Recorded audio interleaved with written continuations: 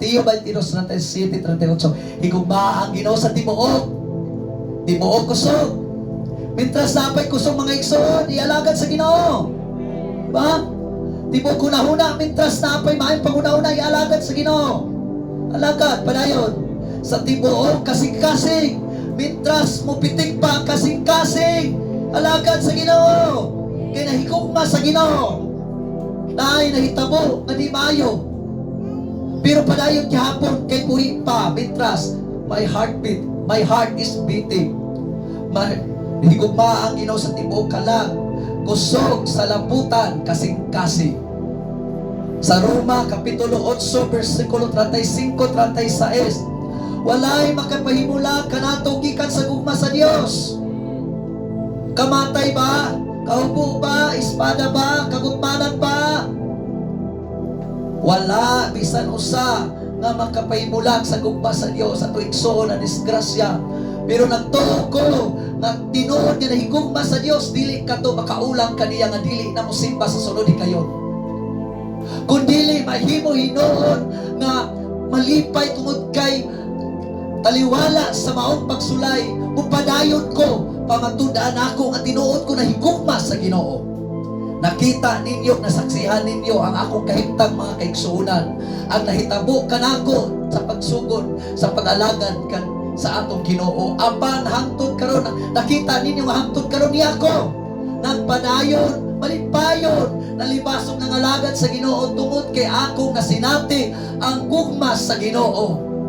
O tungod sa gugma sa Ginoo nga ako nasinati mga kaigsuunan, ako usab nga paningkamutan nga higugmaon siya. In return, higugmaon ko usab ang Ginoo tungod kay nasinati na nako ang iyang kaayo.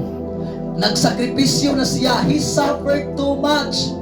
Grabe nang iyang pag-antos, mga kaigsuunan, alam ka nato. Alam ka nako. Mauna nga hilabihan ang iyang pag-antos, ang iyang pagpailo, ang iyang gihatag ani kanako. O karon usab mga kaigsuunan, malipayon ako nga muhatag o sakripisyo alang kaniyang. O salamat sa Ginoo nga kauban ta mga igsoon. Nga willing ta nga mo sacrifice alang sa atong Ginoo.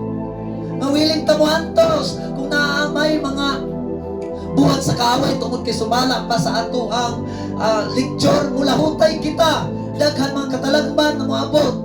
Apan daghan ang mabugnaw ang ilang gugma, di ba? Daghan mabugnaw ang ilang gugma kay ngano man kini, ngano nahitabo man kini nga mga lagad man tapos sa Ginoo. Nabugnaw ang gugma.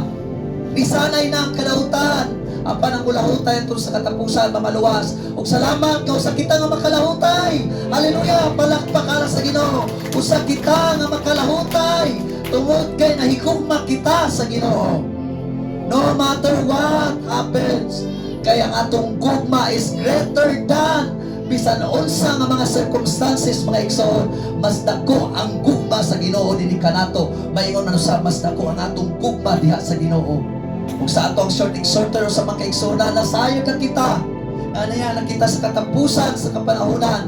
Mao nga ang kaaway, gadubol, usab, gadubol time po siya. Iya, usab, gapadalaan ang mga Kristohanon sa mga circumstances, mga katalagman, mga panghitabo, mga dili maay na sitwasyon, aron dili makapadayon. Kay gusto niya nga ubanon dito ni anang giandam na infierno sa sa kaaway nga mao ang yawa. Gusto niya nga ubanon ta mo nang daghan kayo nakasinati ta damor karon nga kapaningkamot tipis kapaningkamot taga pangalagad sa Ginoo. Daghan usab nga sitwasyon na dili maayo kaabot, di ba? Tungod ka na kay nahimo kitang front line sa mata sa kaaway. Apan alang ka nato mga igsoon nga tinuod nga nahigugma sa Ginoo. Never give up. Always forward. Upadayon kita. Asa pa man ta paingon. Naapa ba? Lain ato nga paingnan. Naapa ba'y lain nga paglaom? Wala na mga kaigsunan. Ug ang Ginoo mga igsoon tungod sa akong gugma nag-sacrifice siya. Maingon man usab kanato mahigugma kita, mo sacrifice usab kita alang sa Ginoo mga kaigsuonan.